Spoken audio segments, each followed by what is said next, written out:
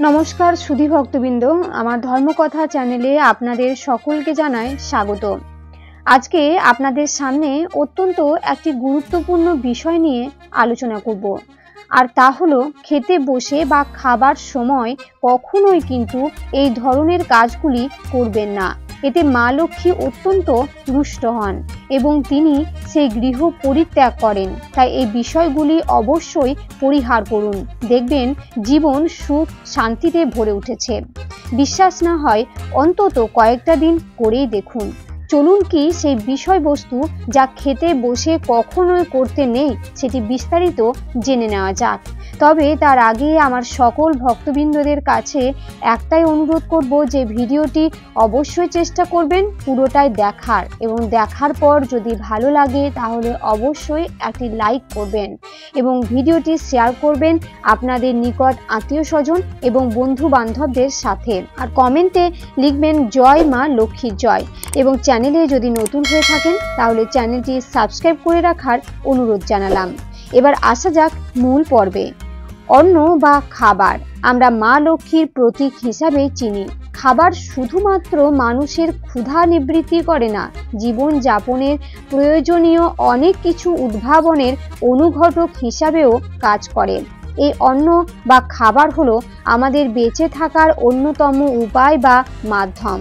অথচ এই খাবারের সময় বা খেতে বসে আমরা অনেক সময় এই সমস্ত বিষয়গুলি খেয়াল রাখি না। বলা যেতে পারে যে অজান্তেই এই সমস্ত ভুলগুলো করি অথবা শৈশব থেকেই আমাদের মধ্যে এই ধরনের কুঅভ্যাস তৈরি হয়েছে, যে কারণে আমরা খাবার সময় এই সমস্ত কাজগুলি করে থাকি। অথচ এই সমস্ত কাজগুলির উপর গৃহে মা লক্ষ্মীর স্থায়ী অবস্থান অনেকাংশে নির্ভর করে। আবার বৈজ্ঞানিক দৃষ্টিভঙ্গি দিয়ে দেখলে এটা শুধুমাত্র সংস্কার নয়, এগুলি কিন্তু বৈজ্ঞানিক দিক থেকেও সমানভাবে সত্য। কারণ এর উপর আপনার শারীরিক, মানসিক এবং আধ্যাত্মিক বিষয় নির্ভর করে। তাই চেষ্টা করুন এই সমস্ত বিষয়গুলি কখনোই খাবার খাওয়ার সময় করবেন না। সবার প্রথমে যে বিষয়ে আসবো তা হলো, অনেক সময় দেখবেন এই বিষয়টি অনেকের মধ্যেই থাকে, খাবারের সময় পা দোলানো। এটি কিন্তু একেবারেই অনুচিত। খাবারের সময় কখনোই কিন্তু পা দোলানো উচিত নয়। এতে মা লক্ষ্মী অত্যন্ত রুষ্ট হন, ফলে জীবনে অন্য কষ্ট দেখা দেয়, সংসারে চূড়ান্ত রূপে অমঙ্গল দেখা দিতে পারে। তাই কখনোই কিন্তু খাবারের সময় পা দোলাবেন না।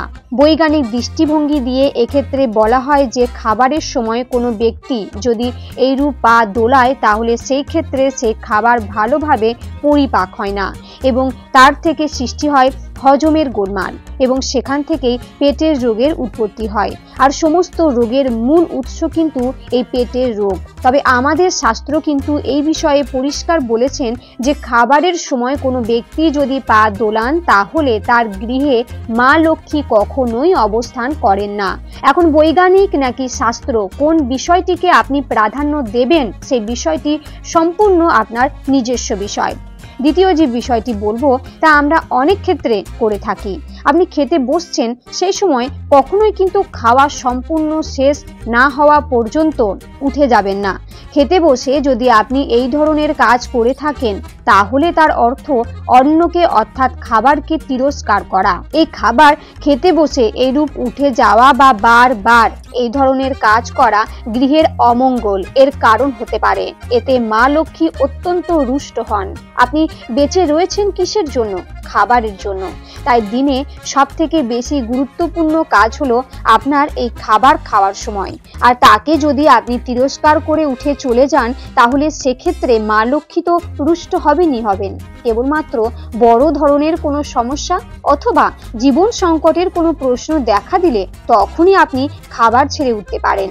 যে কোনো ক্ষুদ্রাতি ক্ষুদ্র বা তুচ্ছাতি তুচ্ছ কোনো ঘটনার জন্য খাবার ছেড়ে এরূপ বারবার আপনি ওঠেন তাহলে নিশ্চিত হয়ে যান আপনার গৃহে মা লক্ষ্মী কখনোই স্থায়ীভাবে অবস্থান করবেন না। বৈজ্ঞানিক যুক্তি দিয়ে যদি এক্ষেত্রে বিচার করা হয় তাহলে সেক্ষেত্রে বলা হয় যে খেতে বসে এইরূপ বারবার উঠে যাওয়ার ফলে আমাদের কিন্তু শরীরের পক্ষে অত্যন্ত ক্ষতি হয়। কারণ খাবারের সময় আমাদের মুখ থেকে যে লালা নিঃসৃত হয় তা খাবারের পরিপাকে সাহায্য করে। এরূপ বারবার যদি আপনি খাবার ছেড়ে উঠে যান তাহলে সেক্ষেত্রে সেই লালা বিরূপ প্রতিক্রিয়া সৃষ্টি করে, সেক্ষেত্রে হজমেরও গণ্ডগোল হয় এবং যা থেকে বিভিন্ন রোগের সৃষ্টি হয়। তৃতীয়ত যে বিষয়টি খাবার খেতে যাওয়ার সময় অত্যন্ত গুরুত্বপূর্ণ তা হলো অনেক ক্ষেত্রে অনেক ব্যক্তি এই জিনিসটি করে থাকেন, আর সেটি হলো গামছা পরে খাওয়া। অনেকেই খান, এই বিষয়টি একেবারেই করবেন না। গামছা পরে কখনোই খাবেন না, এতে সংসারে কখনোই অভাব কমবে না। আপনি যতই উপার্জন করে থাকুন না কেন সংসারের অভাব কিন্তু যাবে না। গৃহে সর্বদাই অলক্ষ্মী বিরাজ করবে, অর্থাৎ দারিদ্রতাকে ডেকে আনবে। তাই গামছা অথবা তোয়ালি পরে কখনোই কিন্তু খেতে বসবেন না।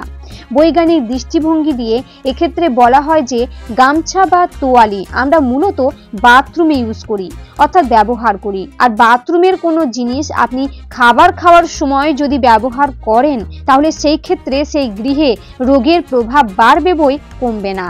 এরই পাশাপাশি এরূপ গামছা বা তোয়ালি পরে যদি আপনি খেতে বসেন তা কখনোই সুশোভন নয়, সম্পূর্ণরূপে একটি দৃষ্টিকটু বিষয়। হয়তো আপনি যখন খেতে বসেছেন তখন বাইরের কোনো বিশেষ অতিথি আপনার গৃহে এসে উপস্থিত হয়েছেন, আর তখন যদি আপনাকে এরূপ গামছা পরে খেতে বসে দেখেন তাহলে আপনার সম্পর্কে সেই ব্যক্তির কিরূপ ধারণা তৈরি হয় তা নিশ্চয়ই আপনি অনুধাবন করতে পারছেন। 4 নম্বর বিষয়, অনেক ক্ষেত্রে এই বিষয়টি আমরা মনের অজান্তেই করে থাকি।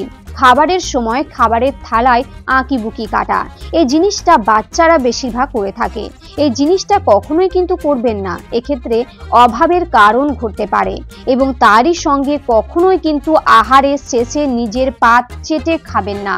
অনেকের ক্ষেত্রে এই কুঅভ্যাসটি রয়েছে, খাবার খাওয়ার পর অনেকেই দেখবেন থালাটিকে চেটে পুটে খাচ্ছেন। এই ধরনের বিষয় কিন্তু মা লক্ষ্মী অত্যন্ত রুষ্ট হন এবং সেই গৃহে দারিদ্রতাকে দেখা দেয়। তাই খাবারের সময় এরূপ ভাবে সময় নষ্ট না করে বরং আপনি উঠে যাবেন এবং নিজের হাতটি ধুয়ে নিন। 5 নম্বর যে বিষয়টির কথা বলবো, 100 জন মানুষের মধ্যে অন্তত 90% মানুষ এই বিষয়টি করে থাকে, আর তা হলো খাবারের সময় জল পান করা। আপনি হয়তো ভাবছেন যে এর সঙ্গে মা লক্ষ্মীর সম্পর্ক কি? মা লক্ষ্মীর হয়তো সম্পর্ক সরাসরি নেই, কিন্তু খাবারের সময় এই ধরনের ক্রমাগত জল পান করে থাকেন তাহলে সেক্ষেত্রে স্বাস্থ্যের পক্ষে খুবই কিন্তু ক্ষতিকারক। কারণ বৈজ্ঞানিক দৃষ্টিভঙ্গি দিয়ে খাবারের সময় বারবার জল পান করা সম্পূর্ণরূপে শরীরের পক্ষে ক্ষতিকর প্রভাব ফেলে, কারণ এই খাবার কখনোই কিন্তু হজম হয় না। একমাত্র গলায় যদি আটকে যায় বা ভীষণ খান তখনই আপনি খাবারের সময় জল খেতে পারেন, তবে তার সামান্যই, কখনোই কিন্তু পেট ভরে নয়। সত্যি কথা বলতে জল খাওয়ার কোনো প্রশ্নই আসে না যদি আপনি খাবার খাওয়ার সময় ধীরে ধীরে আহার গ্রহণ করেন এবং চিবিয়ে চিবিয়ে খান, এবং চেষ্টা করুন খাবার খাওয়ার অন্তত 1 ঘন্টা পরে জল পান করতে। এবং সর্বোপরি খাবার খাওয়ার পূর্বে নিজের হাত দুটি ভালো করে সাবান দিয়ে ধুয়ে খাবারের সামনে বসে অন্নদাত্রী মা লক্ষ্মীকে অথবা আপনার নিজস্ব ইষ্ট দেবতাকে প্রণাম জানিয়ে ধীরে ধীরে খাবার খাওয়া শুরু করুন। এবং সবথেকে যেটি গুরুত্বপূর্ণ বিষয় যে কখনোই কিন্তু খাবার নষ্ট করবেন না। অন্যের অপচয় যদি এভাবে করে থাকেন তাহলে নিশ্চিত হয়ে যান আপনার ভবিষ্যৎ প্রজন্ম ভিখিরি হতে বাধ্য। আশা করি বিষয়গুলি মেনে চলার চেষ্টা করবেন। ভিডিওটি এখানেই শেষ হচ্ছে। আশা করছি এই ভিডিওটি দেখে আপনাদের একটু হলেও ভালো লেগেছে। যদি ভিডিওটি দেখে ভালো লাগে তাহলে অবশ্যই লাইক, কমেন্টস এবং শেয়ার করবেন। আর যদি চ্যানেলে নতুন হন তাহলে অবশ্যই চ্যানেলটিকে সাবস্ক্রাইব করে পাশে থাকবেন। সকলেই ভালো থাকুন, সুস্থ থাকুন। নমস্কার।